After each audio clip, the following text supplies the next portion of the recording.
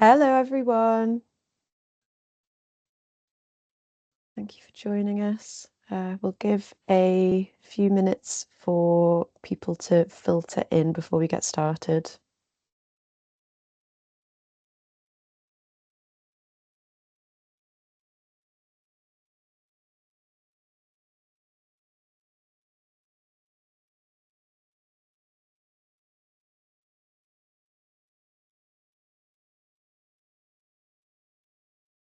I'll keep an eye on anyone that needs to be admitted, Jenny. Yes. We're still bang on 11, so we'll give another couple of minutes before we get going.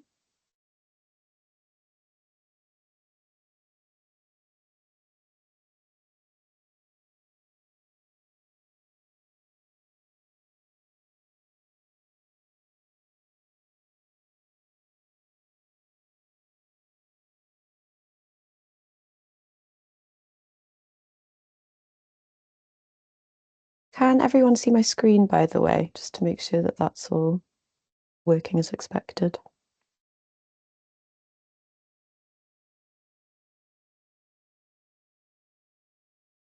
Thank you. See some thumbs up there.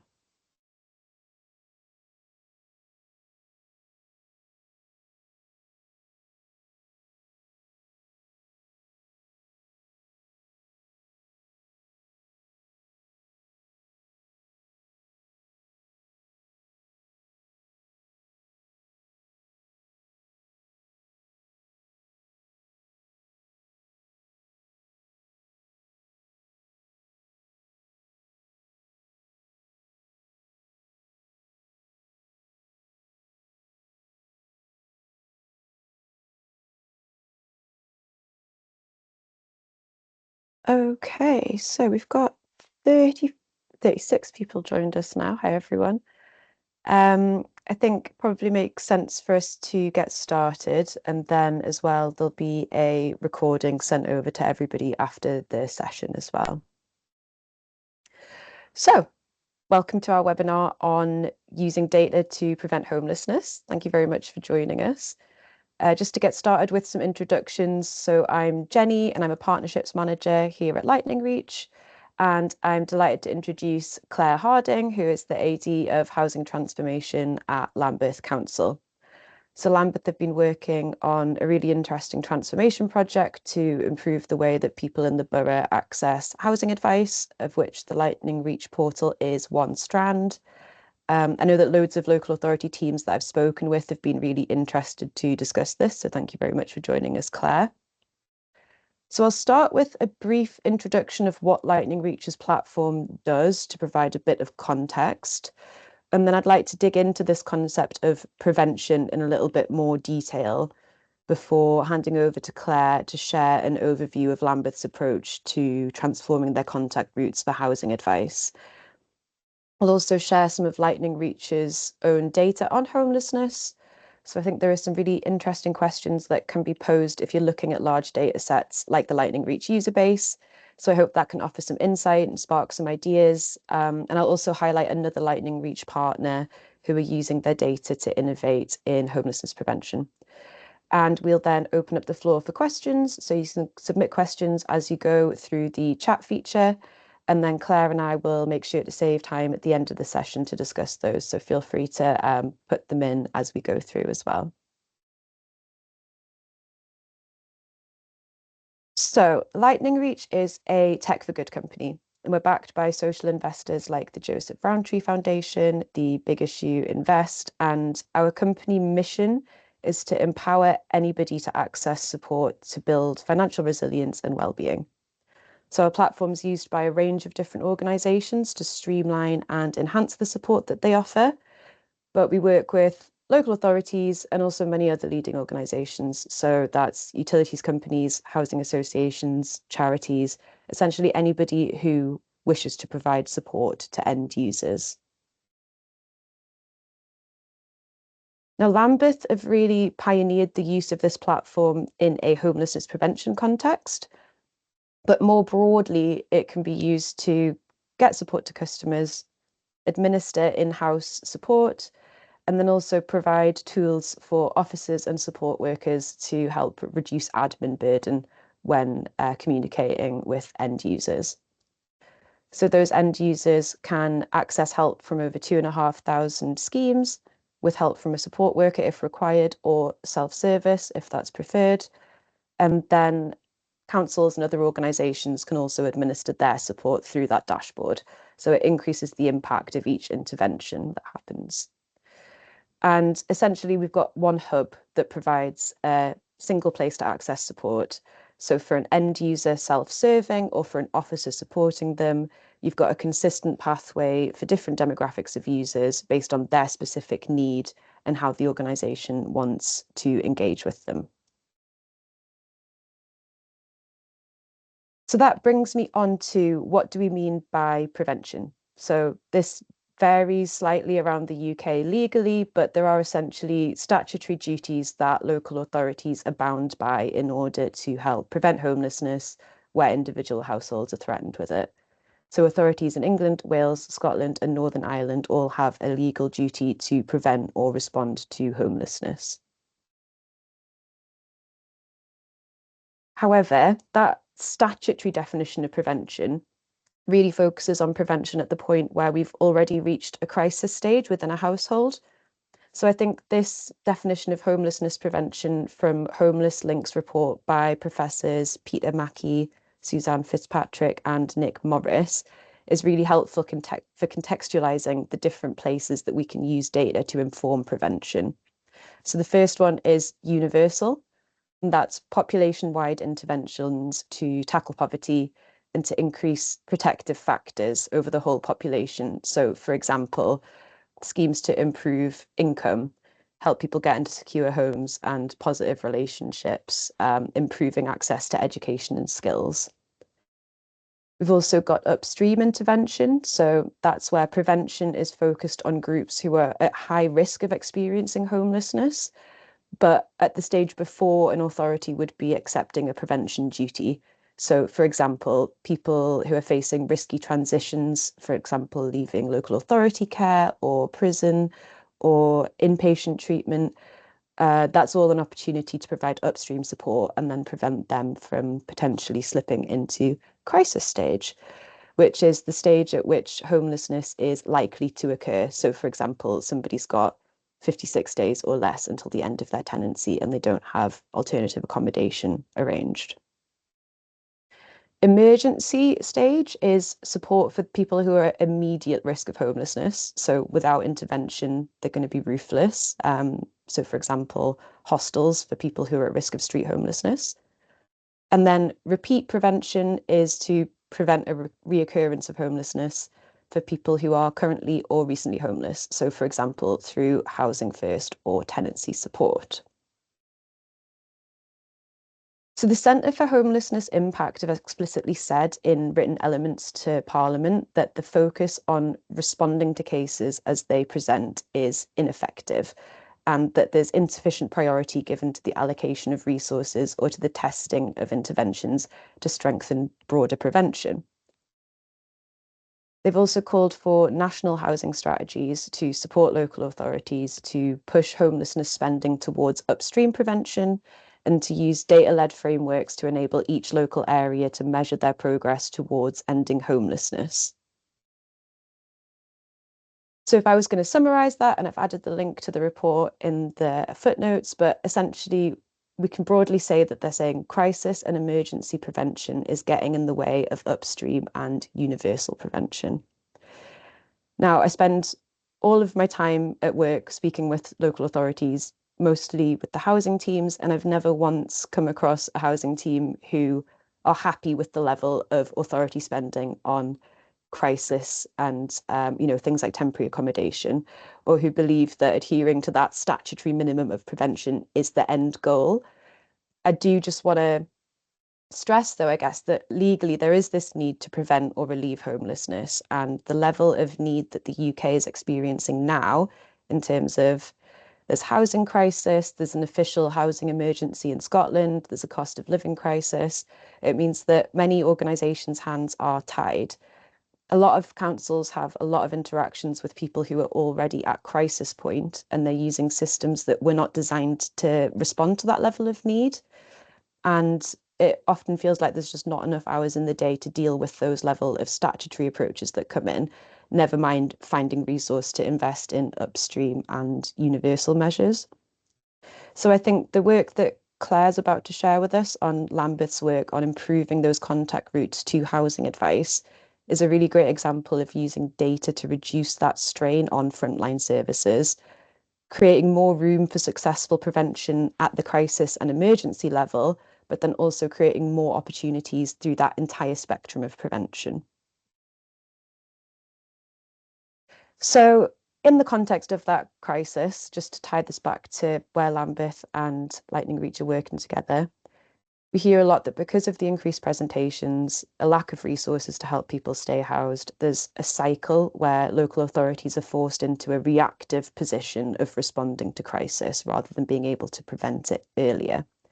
So, where the Lightning Reach portal comes in is by creating increased opportunities for preventative casework, streamlining the application process, reducing the time taken to assess initial applications, and increasing the speed of support provided. So, with tools that were designed to manage those large volumes of applications and make it easier for end users to share the information that's needed. For example, identity check and being able to share financial evidence with open banking rather than find a PDF or a photo, a scan, bring that physically in. So the question then becomes, we've got all of these people reaching out for support at crisis and emergency stage. How do we reduce the pressure on those frontline services to free up more room for effective prevention at those stages and create more opportunities for upstream support? So what we're working with Lambeth on is a digital toolkit to manage homelessness applications. So the triage and casework admin side of things like evidence collection are managed automatically, and then deep insights into that person's situation for every applicant and personalized wraparound support for that applicant are all provided. So it's housing system management agnostic, and it's designed essentially to be a tool for officers to use to improve prevention outcomes, ultimately reduce temporary accommodation spend, and to help provide more space to work on upstream prevention. So I'm now going to hand over to Claire to share some more detail on Lambeth's broader journey to improve the way that residents access support in the borough. Thank you, Jenny, and good morning, everyone. So, as Jenny mentioned, I'm the Assistant Director for Transformation in Housing at Lambeth, and this using of Lightning Reach has been part of a wider programme to look at ultimately how we improve our whole homelessness service, all the way from prevention to moving people into secure accommodation after some time in temporary accommodation. So the next slide just takes you through some of what we're aiming to achieve. So we started on this journey around Easter last year, which both feels like yesterday and a long time ago. And we did a bit of a review of where we were at and what was causing problems. So we had multiple contact routes, and it wasn't really clear what the contact routes were and who should be using which one. So people could email us directly, they could phone us, they could apply through some convoluted form on our website. And actually it turned out we had 2 forms on our website, depending on what page you went to. And people could also come into the Civic Centre where the staff in person would collect some information and then email it through to the team. At each of those contact points, different forms were being used, different information was being relayed, and sometimes there weren't even forms. People were just guessing what information we needed and were sending it in. So for the team receiving those applications, it was really difficult to know actually, was it an application? What was it the person needed? And to be honest, sometimes we were just getting random applications about anything to do with housing that then needed to be routed elsewhere. So it was just a real myriad of applications, and didn't make it easy for either the applicant or our officers who were having to muddle through with the information they got.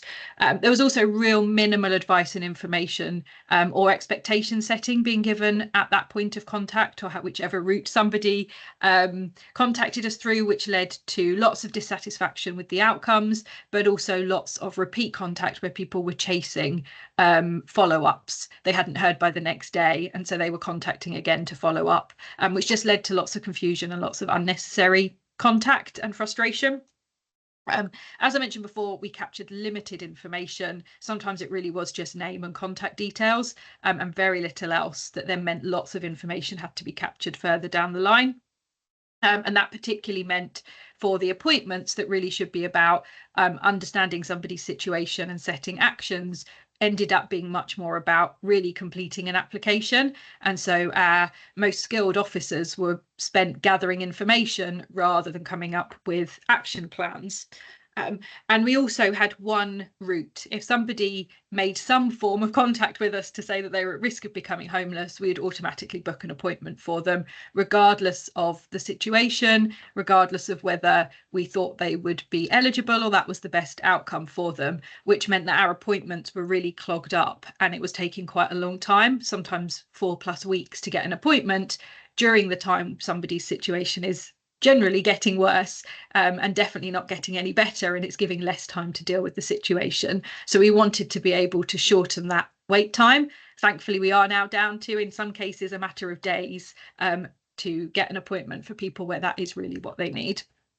So what we wanted to achieve, and Lightning Reach is a part of, is we wanted streamlined contact routes. So whichever route somebody contacted us through, whether they rang us, whether they went on the website, whether they walked into the contact centre, that the information they were provided with and the information we were gathering should they decide to make an application was consistent. But also during that journey, they were being provided with advice and information and signposting. And what's really great, and I was just looking while Jenny was talking, is people can feed back on the Lightning Reach application form. And in that application form, we can see where people have said, you know, was able to, you know, great advice and information, was able to make other applications, and we see that coming through from people, so we know it's working in that sense. As I mentioned, that we wanted consistent forms, so we can send a link to Lightning Reach out to people to make applications themselves, but we can also use it. So actually tomorrow I'm meeting with our service centre team who are based in the Civic Centre, and they're going to start using the Lightning Reach form for people that aren't able to do it themselves, moving them away from an email template that they've been using. More information captured on the application form, so we're understanding about the person's situation, about their household, about the complexities of their life and their needs, and we've got all of that when we go into an appointment, rather than the appointment being about collecting that information. And again, we can see in feedback from people who have filled the form in that generally they say that it's straightforward, that it's easy to input that information. And we've also recently done some analysis on the responses to understand where there's some questions that maybe weren't worded in a way that was very clear. So we were getting responses that didn't match the question, and we've now been able to reword that question. So that's the sort of information we can get from Lightning Reach that we couldn't get from a myriad of different forms. And we're also now building in tailored outcomes. So not all applications lead directly to an appointment. So we are launching a new triage contact option. So people in certain groups, we will just have a conversation with them, advice and information, without it needing to be a formal appointment. But also we can get advice and information, more universal advice and information through our website or through other sources to people up front, rather than them needing to wait for an appointment to get that information. Fab, do you want to go to the next slide, and then I'll talk through what we've done. So this was some of the key activities that we've done to get us to that goal.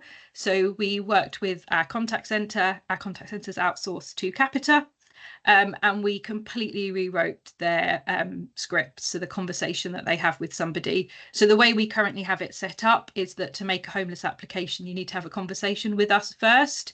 And this is so we can make sure that we're getting homeless applications from people that are homeless, rather than before we were getting homeless applications for someone had pigeons in their loft, for example. But also we can then set expectations and be really clear about what the application process is and the information people need to have available to be able to complete that. So we updated the call centre conversations pretty early on. And that really set clear expectations and meant that people understood what a homeless application was, who it was for, and whether it was the right thing for them. But also the contact centre could signpost people to other support if they decided a homeless application wasn't for them, but also if they decided that it was for them, they could still signpost them so they could start taking action ahead of an appointment. We improved the inbox management. So as I said, we were getting referrals from all over the place, and the response time to applications was taking sometimes up to 2 weeks. And then on top of that, another few weeks for an appointment to be booked. So just making some changes to how we manage that inbox, reduce that down to, I mean, now we're at most people being responded to on the day they've made their application. And so that's responded to either with a request to clarify some information, with a booking for an appointment, or a phone call with some more tailored advice and information. And in the most part, that's happening on the day of the application, which means we're not getting all those repeat follow-up contacts from people waiting for a response. We've then also hosted the homeless application form with Lightning Reach, and that was because we wanted a form that was much easier for people to use, but also the benefits of the advice and information and signposting to other support that Lightning Reach can give that we just couldn't get from any other form. And we've also been improving our website. So historically, our website around homelessness was pretty bland. We have very much, and in the most part, it just signposted to other sources of information without any context. So we've completely rewritten that using feedback from officers, but also from residents on our current web pages. And that is being launched as we speak. I think about half of the web pages are currently live, and then we will refine those as we get feedback on the content that's currently there. So that's the kind of broader activity that we've been undertaking linked to improving our front door. So I suppose the question is, why did we choose to use Lightning Reach to host our form as opposed to using a Microsoft form or using a web form on our website? So these were some of the key things that were our reasons for choosing Lightning Reach. We wanted people to be able to access other support. So analysing the reasons why people were struggling with homelessness in Lambeth in particular. Two of the key reasons were that they were struggling with benefits. And so lots of the ways we were able to resolve people's homelessness was by resolving benefits issues, and doing a benefit check was something Lightning Reach could do. And we also had lots of people being evicted from the private rented sector who were struggling with a deposit. And so we hoped that Lightning Reach, and we've seen an example of this through some case studies, for those that where it purely was a financial challenge, it would be able to link them to a grant from another charity that they were eligible for, and that would either fully or partially resolve their challenge around the rental deposit. Particularly some of those grants are you know, £700, £1,000, which for lots of people will be a really significant chunk towards their deposit or towards their you know, rent in advance. So that was one of the key reasons we wanted to use Lightning Reach. We could also include advice and information within the application. So depending on some of the answers people select, so their reason for homelessness or their current situation, it then signposts them to specific advice and information that they can follow up on. And so what we do see in a number of forms is people abandoning the form at that point. They may then come back to it after they followed that information, but it stops them filling in a whole form to then just be sent to a web page at a later stage. So it's hopefully more time efficient for them. We can capture so much more information about the applicant, and in a way that isn't too burdensome on them. So some information we obviously need, and other information we just strongly suggest that they provide, that it helps with the processing of the application. So as Jenny mentioned before, that includes about financial information. It can include documents, so we have a document upload, and that was a feature we didn't have in any of our forms before, and was such a bugbear for all the staff, but also applicants who were just frustrated with having to constantly provide documents. And this removed the need to do any of that in the appointment. And for us specifically at Lambeth, Lightning Reach was a platform we were already familiar with. So we'd already used it for our discretionary housing payment and our council tax support. So it was familiar both to our residents, but also to our officers. So it wasn't a new platform that we were bringing to them. We were just using it in a new way. And then I think on the next slide, we've got some of the impact that we've seen. So I ran this yesterday, so I updated it. So since the 21st of January, when we launched the Lightning Reach form, we've received 598 applications. This is about 26% of all the applications we've received. We are going live at the end of this month with an integration between Lightning Reach and our housing management system, NEC. And while we're waiting for that integration to go live, we haven't pushed Lightning Reach out to all of our contact routes. As soon as that goes live, and we're working on it in the coming weeks, we hope to get that up closer to sort of the 70–80% quite quickly over the summer. Of those applications, 540, so 87% have included supporting documentation. And we don't insist on supporting documentation, we just suggest on information that would be beneficial to include. So the fact that people have followed up on that and responded with documentation because they can see the benefit of providing it up front too has been really positive, and that's been one of the key benefits. And also with it as part of that, nearly 60% of applications have completed an ID check. So then that's just one stage that our application admin team then don't need to do. That's done for them. And I also just checked the figures that I don't have on here. About 12% of applications have also followed up with a benefit check, which again takes a responsibility off our teams to need to do that. And as I said before, that was one of the main things we were needing to do to prevent people from becoming homeless, was that they were struggling to claim the right benefits. And then in terms of the cumulative impact of both launching the Lightning Reach form, but the other changes that we've made to our contact routes and how we manage applications.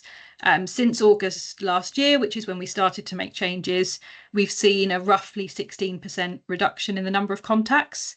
And then linked to that, to date, a roughly 13% reduction in the number of appointments. So as I mentioned, that's reduced the wait time significantly that people are waiting for an appointment. So we're able to get advice and information to them much sooner and reduce those repeat contacts. And the other benefit we've seen is for our contact centre. So when they were having to have the conversation and complete the application forms for people, call times were about 11 minutes.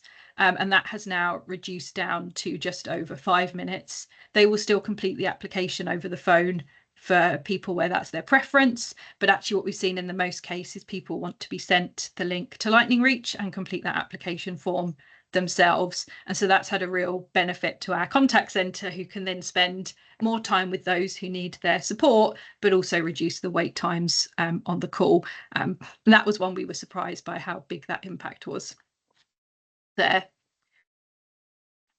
And then next up, this is a case study that Lightning Reach have put together for us. They followed up on a number of the people that have been sent the link. They haven't necessarily made an application. In this case, this was somebody who did. So this is Jason, an applicant who was moving to London and was looking for support around homelessness. And he'd been out of work due to poor health and was struggling with costs. So he rang the Lambeth Contact Centre and decided he wanted to proceed with an application. And while filling out his profile on Lightning Reach, saw that he was eligible to apply for support through the Teaching Staff Trust. And through that, he received £750, which, as I mentioned before, is quite significant when you're struggling with your housing costs. And so that £750, alongside the advice and information that he received from our housing advisors, meant that he was able to secure his housing and needed no further support at this time. So that's the sort of example that we wanted through doing this. So it's really great to see that that's actually playing out for real residents in our borough and supporting them at times when they are challenged. I think that brings me to the end of my section, doesn't it, Jenny? So I'll hand back to you. Yeah, thank you very much, Claire, for sharing that. Just, yeah, a reminder that we will have time for questions at the end of the session. So feel free to send them through now, because I know I get a lot of questions from people about Lambeth's approach as we go through. But yeah, I appreciate you sharing those stats. It's really good to see. So yeah, as mentioned, I wanted to share some information on some of the broader stats that Lightning Reach holds on people who are at risk of or experiencing homelessness. So of those people who reach out to Lightning Reach and for any reason, whether that's making a homelessness application or whether that's just somebody reaching out for help from another organisation or looking for help in general, only 15% of those people who are at risk of homelessness report as currently experiencing it. So the vast majority of people, if we don't count temporary housing, because I know obviously that can be as a result of a homelessness application, but 77% of people are already explicitly housed when they reach out to Lightning Reach for help. So 23% are renting social housing from a council or housing association, 29% are renting from a private landlord, 7% are homeowners with a mortgage, and about 20% are living in a park home or a static caravan, a boarder, living rent-free or in armed forces accommodation or supported accommodation. So gathering that data on the different housing statuses of people who are at risk of homelessness is so important because we can then look at those individual confounding factors for people which will contribute to a better understanding of how to help prevent their homelessness, but on a population level. So given that more than 50% of people who are at risk of homelessness from this data set are renting, I think it's worth highlighting some good practice in that area for supporting people who rent their home. So the holding onto home report involved 1,200 tenants from Stockport, the Midlands, Greater Manchester, and East Riding of Yorkshire.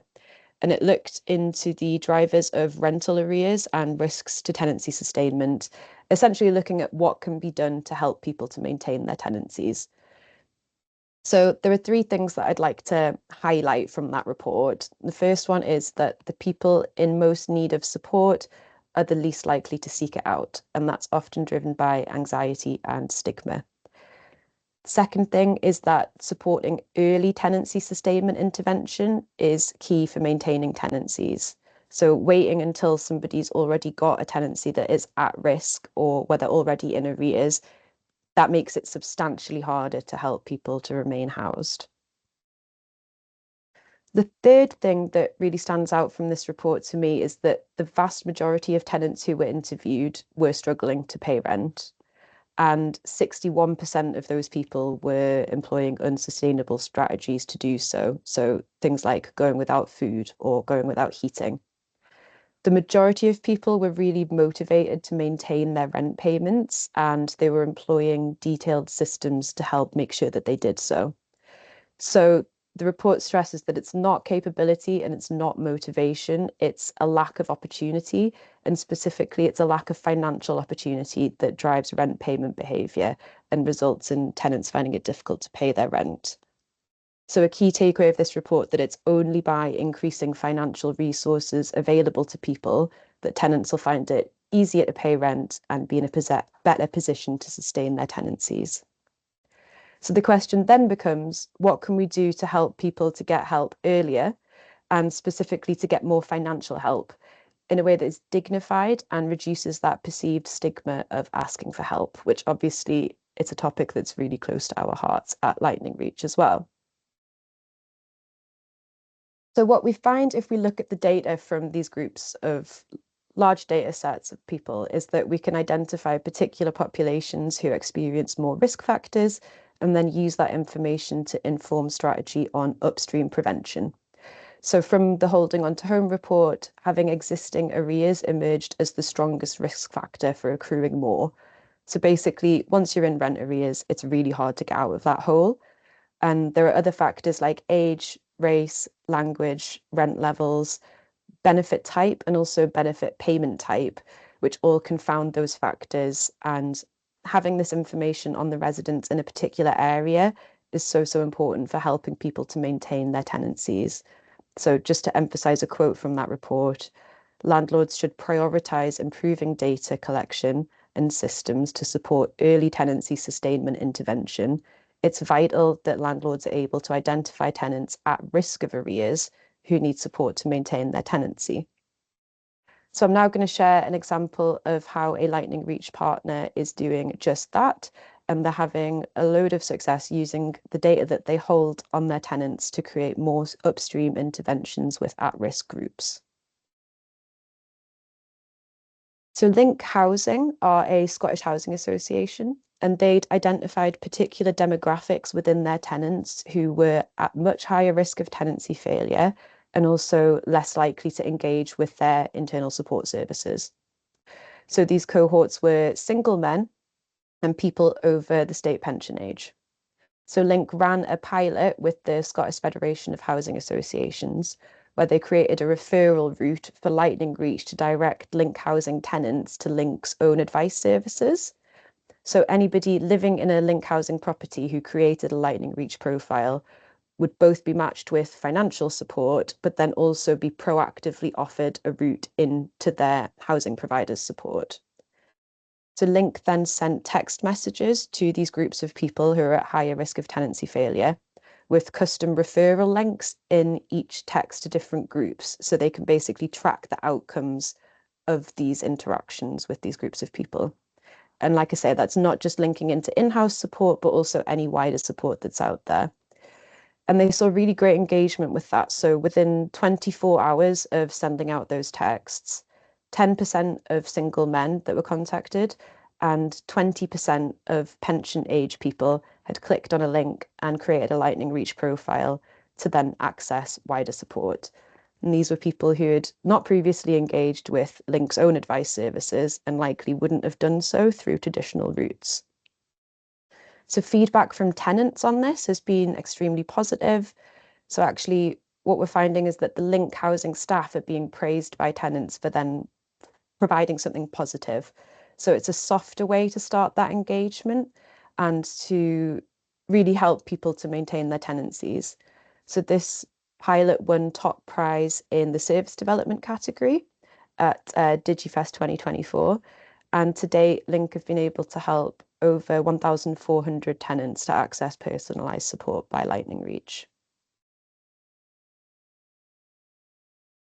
So Melba's story shows the impact that that kind of intervention can create for people. So Melba lives in a Link housing property and her rent is already covered, but she relies on £65 a week through Edinburgh City Council's migrant support scheme. She was experiencing increasing financial hardship and signed up to a Lightning Reach as a result of outreach from Link Housing. So she matched with loads of support options based on her individual circumstances. She engaged with Link Housing's own welfare rights services, and she got help with her gas and electricity payments and also a food voucher via Age UK. And I love this quote from Melba: "Never give up. There is always someone to extend help. In every darkness, there is light." So you can just see the value of this one intervention that's happened to this person's life, which I think is really special. So moving on to some more Lightning Reach stats. So again, these are circumstances reported by Lightning Reach users who are at risk of or experiencing homelessness. 63% of those people lack basic essentials like food and heating. 29% are housed, but they need furniture or changes to their home. 17% are housed, but the place they're living is unsafe. And 20% require additional support to stay in their home or community. So this is why when we're talking about prevention, it really needs to go beyond this idea of preventing crisis and broaden it into increasing the resilience of that household and helping to stop a crisis from deepening. That being said, I think that crisis level intervention can be a really powerful way of opening an engagement with a household and then having the option to provide ongoing support if that's appropriate. So looking at the outcomes, so this is where we can help to empower people to access personalised help based on those specific circumstances. So this is Lightning Reach data for people in London who are experiencing challenging housing circumstances, but not necessarily already homeless. So those specific circumstances can then be used to target support. So for example, if somebody needs furniture or changes to their home to help maintain a stable household, There are so many schemes out there which will offer white goods and other furniture that's needed. And it might be for this individual household, getting that furniture without resorting to strategies like debt or going without essentials can be the intervention that's needed to help them create a stable financial situation and to prevent escalation into a deeper crisis. And continuing on those user-based stats, so 75% of people who are experiencing or at risk of homelessness that approach Lightning Reach have debts. So obviously for any strategy that involves helping customers to start new tenancies, for example, that's going to be a really strong factor in affordability assessments. And Lightning Reach has actually partnered with Step Change recently. So now we can allow people to access that expert advice as a warm referral. 31% of people are experiencing a relationship breakdown or a divorce. 28% are employed. So if a third of people at risk of homelessness are employed, what steps are we taking to make sure that housing advice is available outside of the hours when people are generally working? I think Claire's already spoken to that, of having that advice built into a form as somebody answers questions is a really powerful way to help do that. 19% of people are experiencing domestic or financial abuse, and 10% are an unpaid carer to a family or friend. So if we look at the ethnicity of people who are approaching Lightning Reach at risk or experiencing homelessness, what we see in those statistics is a reflection of wider homelessness trends in England and Wales, where being Black means being significantly more likely to experience homelessness than neighbours of any other ethnicities. And there are significant geographical variations in the risks of homelessness for different racial and ethnic groups across the UK. So Black people are 3.5 times more likely to experience statutory homelessness in England and Wales than white and Asian people. And amongst Black people with experience of homelessness, a third, so 32%, report discrimination from a social or private landlord, which it's incredibly stark. Interestingly, in Scotland, a person's ethnicity has very little impact on whether or not they're likely to experience homelessness. So I guess this gives a couple of ideas for exploration, but firstly, what's happening in Scotland that means these potential outcomes are so different? And I guess secondly, it's also a reminder that when we're looking at data as a way of improving homelessness prevention, we need to be looking at specific data from the population that an organisation is serving, because outcomes and risk factors are very different in different places for different people. Moving on to gender, so single women with children are at significantly higher risk of experiencing homelessness and being placed in temporary accommodation. So there is an argument that this is related to statutory responsibility to house families with children. However, what we're increasingly seeing is that women are broadly being undercounted because of the way that they experience homelessness. So they're very much underrepresented in rough sleep accounts because being a woman means you're much less likely to be physically bedded down on the street. And if we look at the stats for men and women who are approaching Lightning Reach for help, we get a really interesting insight into that picture. So 18% of the men who approach Lightning Reach are already experiencing homelessness, compared to just 13% of women. The percentages of people who are a homeowner with a mortgage are roughly the same, so about 7%. 48% of men who approach are currently renting, whereas 54% of women are.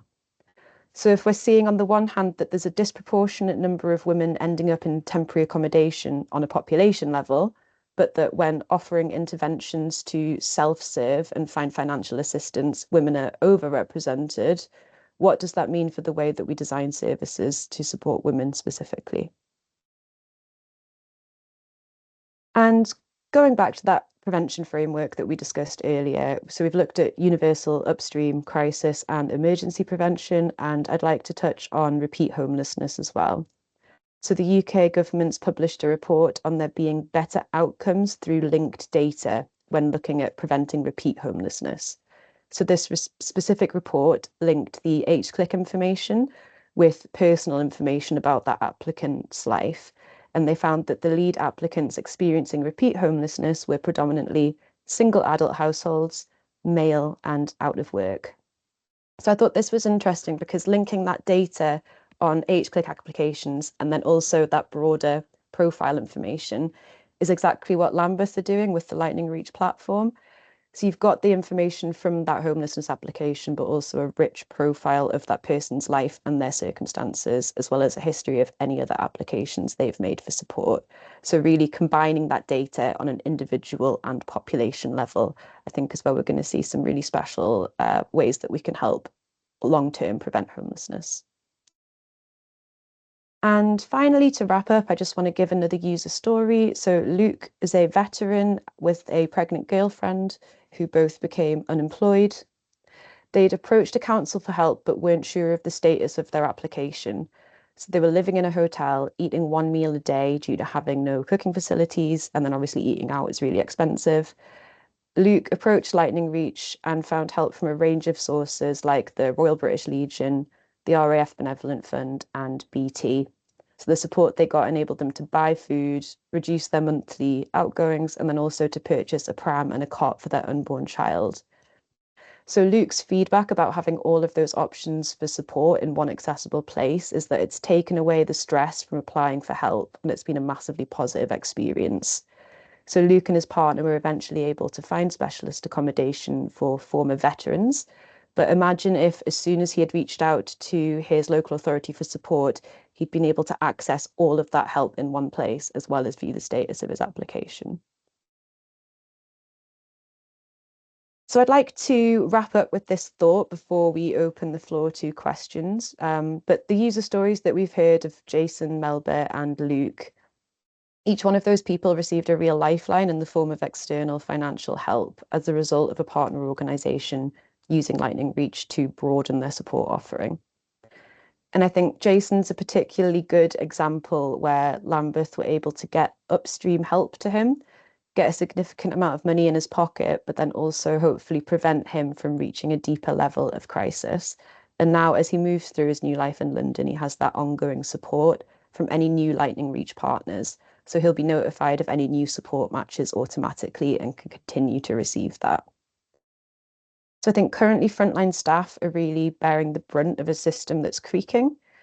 And all too often, that means that the conversation around prevention has to remain at that crisis and emergency level because that's where the legal responsibility is, and that's where teams are being overwhelmed. So I believe that using data-led interventions with technology like Lightning Reach, we can help residents access support that's fundamental to improving life outcomes, and at the same time create room for frontline teams to have a bit more breathing space and to work more effectively. So thank you very much for listening to our chat. I hope it's been valuable for you. I'd love to open up the floor to any questions that might have come through. I will stop sharing my screen now. And let's get the sidebar up and see what's going on in the Q&A. There's quite a few questions that have come into the chat, Jenny. I don't know, do you want to go through and pick out the ones you can answer and then I can pick out the ones that I can answer? Absolutely. So where do we start? Can we have the slides, please? That's an easy one. Absolutely. I will share those with you after the call.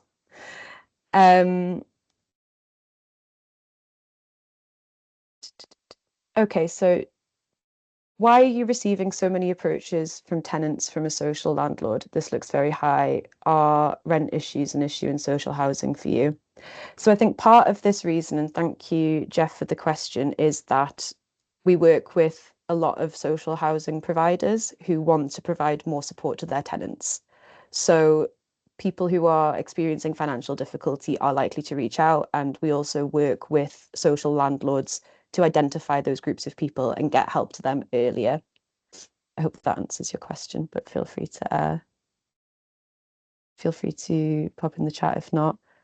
Well, I can add to that a bit, Jenny, from a Lambeth Absolutely, perspective. Claire, yeah. So we include a QR code and a link to the Lightning Reach portal in, say, all of our rent letters. So every time we send a rent letter out, we signpost people to budgeting and financial support, and that includes a link to Lightning Reach. We're not sending it to them to make a homeless application, but we're sending it to them for the wider financial support that's available. So every year, that's the Lightning Reach link going out to, we have about 30,000 social properties. So that will also drive lots of people in that situation through to Lightning Reach to get that wider financial support.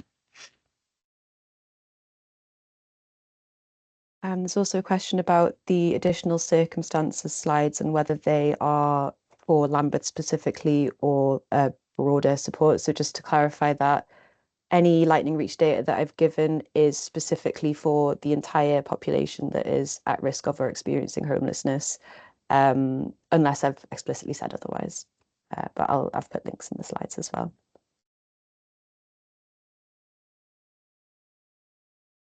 So,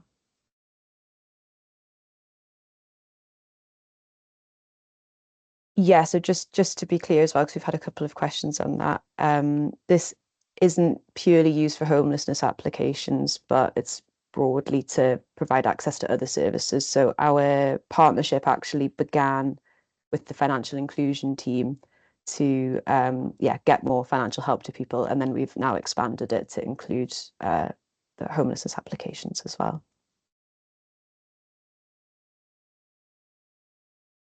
There's one question right at the top, Jenny, about the benefits administration that I think might be better for you to pick up, and then the rest I think I can probably cover.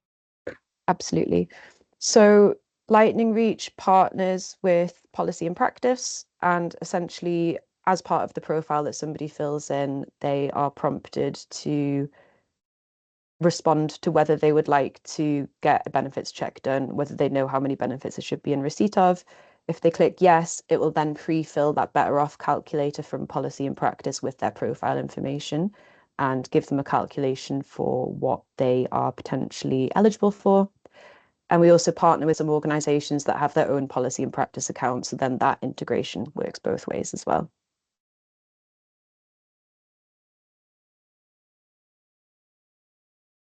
Do you want me to pick up on the rest? Yeah, go on and then shout if I can help with anything. So there's a couple in here about, I think, Jeff, you've put this one in about, does it update the housing needs assessment and personal housing plan, decision letters and report HCLIC. So the Lightning Reach application form we've aligned to the HCLIC questions. We've reworded some of them so that they are more tailored to what the general public would understand rather than what HCLIC asks for. But what that then does is populates those key HCLIC questions for us when that application's currently manually, but will be automatically pulled into NEC. The Lightning Reach application form doesn't make any decisions, so it doesn't complete a housing needs assessment or issue decision letters. But what it does is put all the information that one of our housing advisors needs for them then to be able to, after a conversation with the applicant, be able to do that very efficiently and effectively, where previously they just didn't have the information to be able to do that, or even to know going into an appointment what a likely outcome would be. They were kind of having to work off the cuff based on the information they were provided with in the appointment versus that they had available up front. So it's made that much more efficient and effective. It doesn't take that responsibility away. And I don't think from our point of view, that's something we would want Lightning Reach to do. We would still want that to be a kind of a human interaction as such. There was another question linked about the quality of customer responses. And actually what we found, and this is partially probably down to how we've structured the form, which that it really guides people through the information, but actually we found the quality of information provided to be pretty good. So for example, if somebody's being evicted by a private landlord, we ask them what sort of eviction notification they've received, to upload a picture of that and any key dates as part of that. So we really guide them through the information. And as I mentioned earlier, we've done some analysis on the responses, and we've reworded a couple of questions where the quality of responses wasn't so good. And we've reflected that it's actually probably because the question wasn't so clear. And so we'll then, once that's been live, maybe a couple of months, we'll then do some analysis again to see how that question has been received. We've also structured the Lightning Reach form and the form that our contact centre use as far as possible to be the same. So we've got some live learning back from our contact centre about how the questions are structured and how easy it is to get sort of the right answers out of people based on those questions, but on the whole, much higher quality than we had before. But that probably was also a reflection on how bad our forms were before. In terms of what the form is used for at Lambeth, so actually we use the Lightning Reach. We use Lightning Reach as a concept, I guess, for multiple purposes at Lambeth. So as I mentioned, we use it as part of our cost of living and financial support package. So signposting all of our social tenants, but also anyone that approaches Lambeth, whether that's through the website or through our financial link workers, as needing budgeting or financial or debt support. Lightning Reach is part of that offer, with the goal being that actually they don't need financial support from us, they can get financial support from one of the partners on Lightning Reach. And then in terms of what applications we have on Lightning Reach, obviously we have the homeless application form, we also have our council tax and our discretionary housing payment forms. So they are forms that come specifically to us to follow up on.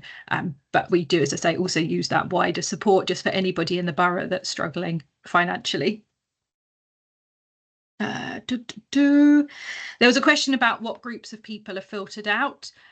So as part of people being able to access homelessness support, we can't gatekeep, we can't filter anybody out of the form, but what we can do is advise on where they're likely to get the best advice and information for them, and the likely outcome of completing a form, with the goal being that those where it's beneficial will make the decision to proceed, and those where they can actually get the information they need to continue won't continue to make that application. So that's what the difference we really wanted to make, was get that advice and information up front to people, have it tailored so that they can see that actually completing that application form and going through to an appointment doesn't necessarily deliver them any benefits, that they can take action on that advice and information, apply for grants through Lightning Reach, and really be empowered to resolve the situation themselves. Lambeth historically, and still to some degree, has quite a paternalistic approach to how we support our residents, in that we feel like we need to do everything for them. And this is us starting to want to change that for residents that are able to make changes and take action themselves, that we empower them to do that and they don't actually need to come into contact with us. So as I mentioned, we have seen a reduction in applications, about 16%. So we obviously are seeing people that are using that advice and information and not feeling the need to make an application. I'm conscious that we're getting quite close on time, Claire, and I've seen there's a question about the transition to NEC and how we link info from web pages. I get this question a lot, so I think people would be interested to hear about your experience with that.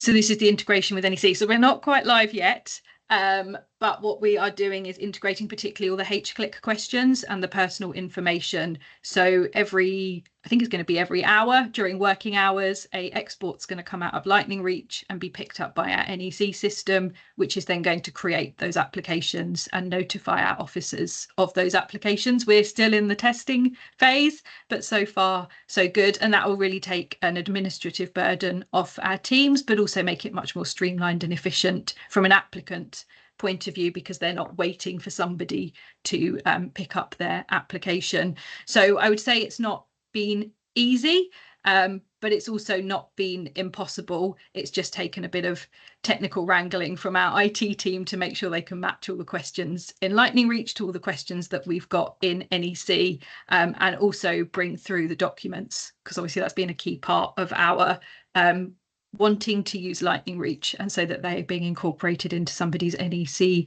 profile. So as I say, we're not live yet on it, we're nearly there, and so if that's something anyone wants to follow up, maybe give me till the middle of August. Once we've been live a couple of weeks, then happy to talk you through how that's worked in practice.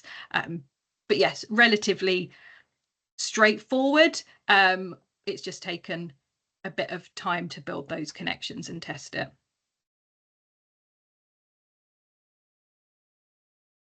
Malia, you've asked a good question on, are you experiencing any pushback with regards to trust? So, for example, open banking.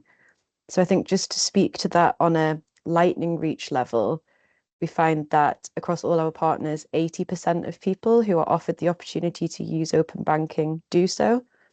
And I think, yeah, I think that's just a testament to A, how much more secure it is than, for example, sending bank statements in an email. But B, it's also just a very convenient way of sharing information. So I think it is something that people are generally very open to, but it's not something that we often have as a must have as part of an application. It's something people can opt in or out of if they wish to.